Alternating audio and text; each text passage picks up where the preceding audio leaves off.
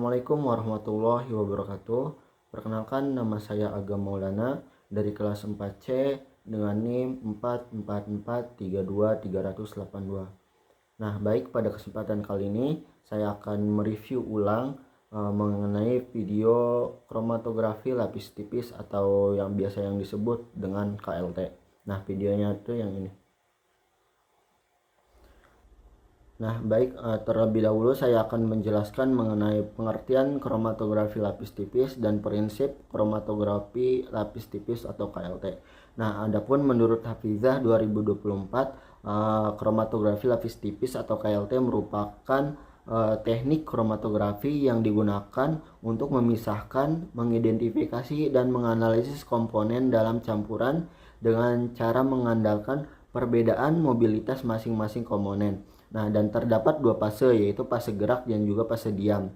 Nah, fase diam umumnya terdiri dari lapisan tipis material adsorben seperti silika gel ataupun alumina yang diaplikasikan pada permukaan kaca aluminium atau plastik. Nah, sedangkan fase gerak merupakan pelarut atau campuran pelarut yang dipilih berdasarkan karakteristik senyawa yang akan dipisahkan. Nah, adapun menurut Pujiati et al. 2023, prinsip dasar KLT adalah perbedaan afinitas atau kecenderungan suatu senyawa untuk berinteraksi dengan fase diam. Dibandingkan dengan fase gerak, senyawa yang lebih polar cenderung bertahan lebih kuat pada fase diam, yang juga polar sehingga bergerak lebih lambat. Nah, sedangkan senyawa yang kurang polar lebih mudah terbawa oleh fase gerak dan bergerak lebih jauh pada plat KLT. Nah, selain itu ada prinsip KLT, yaitu untuk pemisahan campuran zat menggunakan fase diam yang berupa material yang diaplikasikan pada perbedaan pendukung dan menggunakan fase gerak berupa cairan tertentu. Nah, baik, pada video kromatografi lapis tipis tersebut, alat dan bahan yang digunakan yaitu yang pertama ada chamber, gelas ukur, labu Erlenmeyer, pipa kapiler, breaker glass, pipet tetes, pelat KLT, corong pisah, klem dan statif, ekstrak andong merah, dan standar quercetin. Nah, pada video tersebut menjelaskan mengenai identifikasi flavonoid pada sampel ekstrak herbal. Nah, pada praktikum tersebut mereka menggunakan sampel ekstrak daun andong merah yang telah dilarutkan dengan etanol sebanyak 70%. Dan untuk standar bandingnya mereka menggunakan standar pembanding flavonoid berupa quercetin. Nah, pada praktikum ini mereka menggunakan fase diam yang menggunakan bahan materi yang dilapiskan pada bahan pendukung, yaitu lempeng silika gel yang sudah dilapisi lempeng aluminium. Dan untuk fase geraknya menggunakan BLW, yaitu butanol, asam asetat, dan air dengan perbandingan 4:1 dan banding 5. Nah, baik, langkah selanjutnya yaitu membuat fase gerak lapisan bawah sebanyak 20 mili.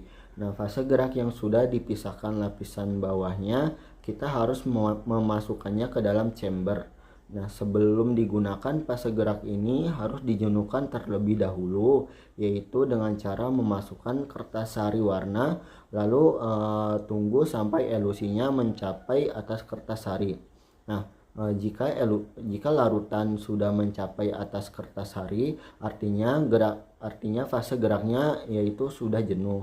Nah, selanjutnya kita harus melakukan preparasi dari lempeng KLT dan menggunakan dua sampel, yaitu sampel ekstrak andong merah dan juga quercetin.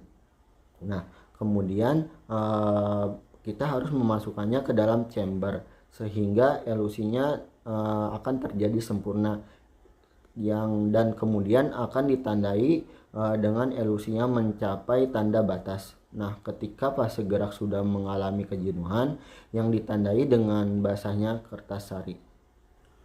Nah, baik dari apa yang sudah saya jelaskan di atas mengenai kromatografi lapis tipis atau KLT, sehingga dapat disimpulkan bahwa kromatografi lapis tipis atau KLT merupakan teknik analisis yang efisien, cepat, dan ekonomis untuk memisahkan dan mengidentifikasi senyawa baik dalam penelitian kimia, farmasi maupun bidang lainnya yang memerlukan analisis kualitatif maupun semi kuantitatif.